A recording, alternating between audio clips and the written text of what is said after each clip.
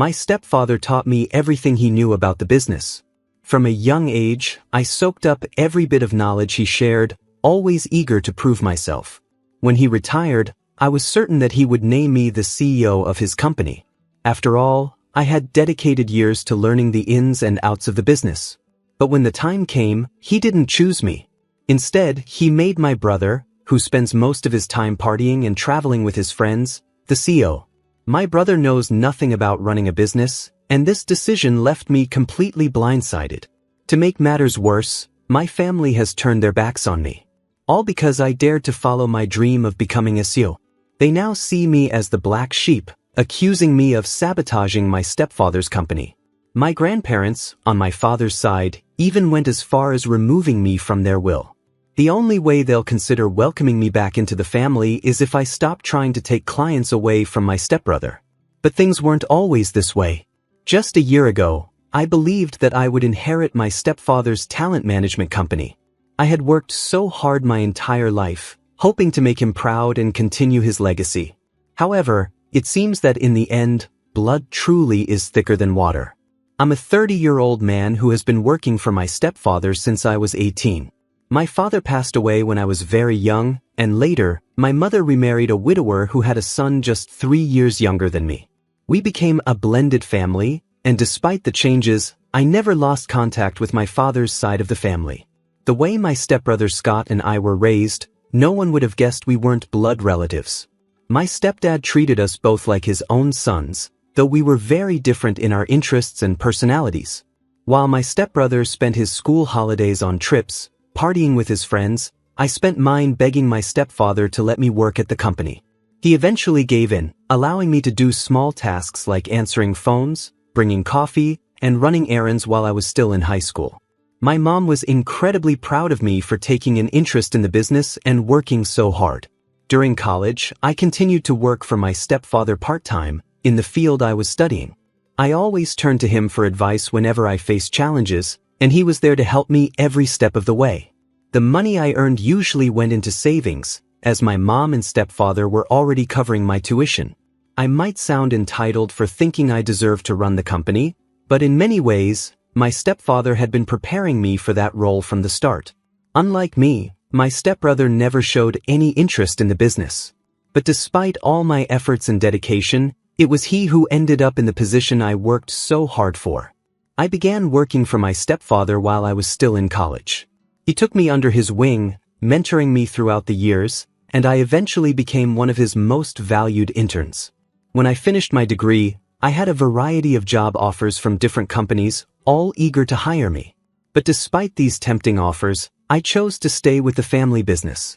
I couldn't bring myself to leave behind everything I had worked for and the people I cared about for a more comfortable job elsewhere. In hindsight, I should have taken the best offer and walked away because what I ended up doing was setting myself up for disappointment. I had accumulated years of experience in the business, and my job prospects were excellent. My stepfather made me an offer with benefits and promised me that I had a bright future at the agency. As I continued to work there, I was entrusted with larger and more significant projects. At first, my fellow employees didn't take me seriously, but through sheer hard work, I earned their respect and trust. Everyone in the company knew that I was his son and his right-hand man. The business became my entire life. I had little time for anything else. Over the past 5 years, I poured my heart and soul into the company. I started from the bottom, and my stepfather was always fair, ensuring that I genuinely earned every promotion I received. As my position within the company grew, he began to seek my advice on business matters. Before long, I knew all of the company's trade secrets, every single client, and even our competitors. I was a key player in closing deals, and I quickly became one of the top managers in just 5 years. Then, my stepfather announced his retirement, which meant that the position of CEO would soon be available. Everyone, including my mother, believed that I would be the one to take on this role, given the success I had brought to the company. I was ready for the opportunity. My stepfather had even hinted that I was moving up in the company for quite some time. But when the moment came, he shocked everyone by naming my stepbrother as the new CEO candidate. I felt utterly betrayed, as did many others who had witnessed the hard work I had put in. My stepfather claimed that my stepbrother had the potential to lead the company forward and mentioned that he had been mentoring him for the past 7 months. The reality, however, was that my stepbrother had been working overseas for different companies, none of which were in the same field as ours. Even if he had been taught everything there was to know about our business in that short time, he was still far from qualified to take on the role. I pulled my stepfather aside one day and asked him directly why he had chosen Scott over me for the CEO position. I had to know the reason behind his decision, especially after all the hard work I had put into the company. He looked at me and said that while I was a good employee, I still had a lot to learn before I could become a leader. His words stung, so I asked him if his decision had anything to do with the fact that Scott was his biological son, and I wasn't. That question seemed to set him off. He got angry and started questioning whether he had ever treated me like I wasn't his son. He essentially told me to grow up and stop acting like he owed me anything. The conversation left me feeling empty, like I had been wronged in a major way. Even some of the other employees believed that my stepfather had made the wrong choice. If I were just another employee who had worked at the company for years, I might have accepted it, but it felt completely unfair that the rest of us had to start from the bottom while Scott was handed everything on a silver or rather, gold platter. I couldn't wrap my head around it. I had done everything right. I brought in the best clients, sacrificed my social life, and even gave up holidays just to be mentored by him. I felt like he had misled me, making me believe that I was being groomed for something greater. I had taken every compliment to heart, believing that I had a bright future ahead in the company. But in my mind, that future was supposed to be at the top, not working under someone with zero experience. As the reality of the situation sank in, I saw things for what they truly were. He had lied to me, creating the perfect employee who would never leave the company. For a man who prided himself on his ethics, it became clear to me that he had none. He had practiced blatant nepotism, appointing my stepbrother as CEO the moment the opportunity arose. Right after the news broke, I called my mom to tell her what had happened. I was hurt and needed her support. But instead of the empathy I was hoping for, she told me that it wasn't the end of the world and that other opportunities would come my way. She even asked me to support Scott and help ensure his transition into the company was smooth. Her response left me with a sinking feeling that she had known all along about the plan to leave me out in the cold. In that moment, I wanted to quit on the spot. I was bitter and felt robbed of what I believed was rightfully mine. But I knew I had to be smart about it. I wanted my departure to leave a mark, to make them feel the loss. So I stayed. I watched as my stepbrother stumbled through his new role, making a mess of the company. I bided my time, waiting for the right moment to make my exit, one that would hurt them the way they had hurt me. I tried to give my stepbrother advice whenever I saw him heading in the wrong direction, but he always reminded me that I was in a lower position. Word spread quickly among the employees, and most of them were already unhappy with how he was treating them. During this time, I was quietly making plans to start my own company, even as I began to steal clients right from under their noses. My stepfather was hardly ever in the office, and my stepbrother struggled with even the simplest tasks. They didn't notice how bad things were because I was constantly picking up the slack for him. Despite my anger, that company meant a lot to me, which is why I wanted it all. My goal was for them to eventually beg me to buy the company from them, but I knew that could only happen if I was on the right track. So, I continued to put in my hours at the office while spending even more time working on the paperwork to start my own company. I had a friend in the HT department of my brother's company, and I asked him to find a loophole that would allow me to quit without serving a notice period. It turned out that my contract was coming up for renewal soon, so all I had to do was refuse to renew it. After months of careful planning, I secured an investor, and my plan to start my own company was set in motion. I knew the clients inside and out, and when I left, they followed me because they trusted my expertise. They had seen how well I handled things and didn't trust my brother, who was already making a mess of everything. Not to boast, but I was seen as something of a prodigy in the industry, while my stepbrother was just starting to fumble right out of the gate. The day I handed in my resignation, my contract had just expired, and coincidentally, my stepfather was in the office to check on the company. They were both stunned when I handed in my resignation. They immediately tried to make me a counteroffer, hoping to keep me from leaving. My stepfather even went so far as to offer me the position of co-CEO alongside his son, but I refused. He had the chance to make me CEO long ago, but he chose not to. Now, he was offering it to me just to keep me from leaving. I told him that he had made a huge mistake by choosing his son to inherit the business instead of me. I might not have been his biological son, but when it came to business, I was more of a son to him than my stepbrother ever was. Yet, deep down, I should have seen it coming. The signs were there from the beginning, even if they were subtle at first. There was always a distinction between me and Scott, little things that hinted at a difference in how we were treated. While I worked tirelessly, often putting in 98-hour weeks, my stepbrother was given an allowance and bounced from one job to another, only to fail and eventually be handed the CEO position. Even my mom and grandparents tried to convince me that staying in the family business was the best choice for me. But I told them it wasn't worth the mistreatment and disrespect I felt from being led on by my stepfather. I couldn't understand why my mom and granddad kept pretending that we were this picture-perfect family when, in reality, we weren't all blood-related. My mom had chosen my stepdad and my stepbrother over me, and they all assumed I would fail if I left.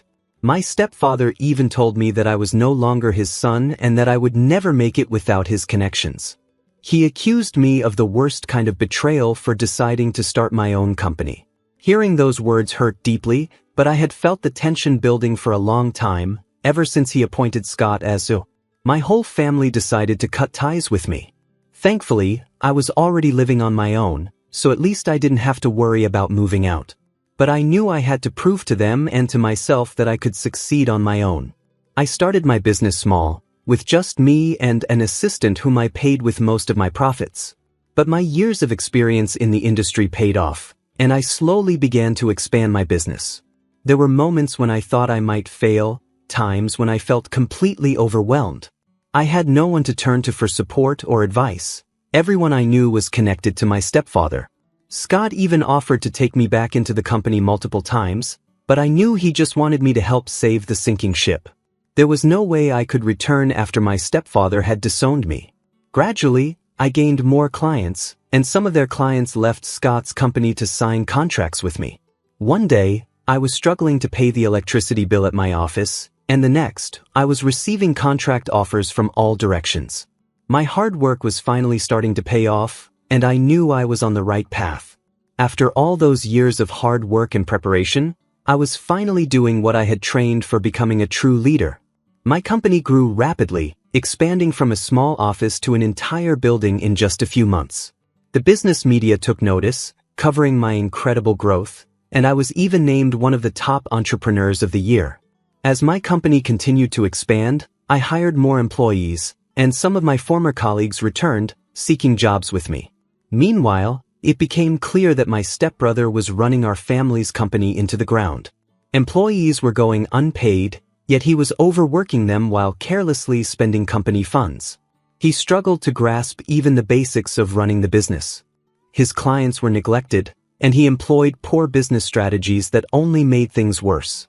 I wasn't sure if my stepfather was trying to help him, but if he was, it wasn't making any difference. I was living on my own by this time, having cut off communication with my family. My stepfather was furious with me for leaving and starting my own company, blaming me for knowing my worth and daring to compete in the same industry. Despite being retired, he still held significant influence in the industry and tried to sabotage me by spreading negative rumors. But I decided to ignore the drama and focus all my energy on my company. By the end of the year, my hard work paid off, and I received a small award for the upcoming Businessman of the Year. My company was now generating millions in revenue, all thanks to the risks I had taken. It was a proud moment, knowing that I had built something successful on my own terms. Recently, my grandparents from my father's side reached out to me. They live out of town and weren't fully aware of the situation. It seemed that my stepfather had given them his version of events, likely skewed to make himself feel better. When we met, they asked why I was ruining the family company instead of helping it. I explained the situation with the CEO position and how things had unfolded. But they dismissed my concerns, saying I was just being petty. They then gave me an ultimatum, as if I owed them an answer. They told me that if I let go of my business and returned to work for my stepbrother's company, they wouldn't disown me as well. I stood my ground and told them I would never give up being my own boss or stop pursuing my clients, even if it meant further estranging myself from the family. I knew I had made the right choice, and I wasn't going to let anyone take that away from me. I swore that I would make them regret the way they treated me, and I could already sense their rejection. When I refused to cooperate with their demands, they informed me that I was being removed from their will. Their estate is worth millions, and inheriting that money would have set me up for life. But I knew that no amount of money was worth sacrificing my own happiness. I told them they could keep their money because I didn't need it. If my business continued on the path it was on, I would keep swimming in cash. Even if I were only making a modest income, I would rather earn it through my own hard work than rely on their inheritance. I do what I do because I love it, and my passion for the business is what drives me every day.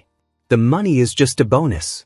Since that conversation, I've noticed that they, too, have joined the rest of the family in cutting me off. They've blocked me, but I don't care what they think or say about me. I am independent and successful because of my own sacrifices. Nothing was handed to me. I had to prove myself every step of the way, and I will continue to do so. In my opinion, starting my own company was the right decision, and the fact that my stepbrother's company is now at risk of failing is not my fault. They all made their choices, and now they have to live with the consequences. I know that my success bothers them, and I'm happy about that because it's the best kind of revenge. I've moved on with my life, and this is the last time I will ever talk or think about them. As for the story, I completely agree with the original poster, OP. OP deserved to be the CEO, and I don't blame him at all for the path he chose. He started his own business, and now his father and stepbrother are upset, but they brought this on themselves. What do you think?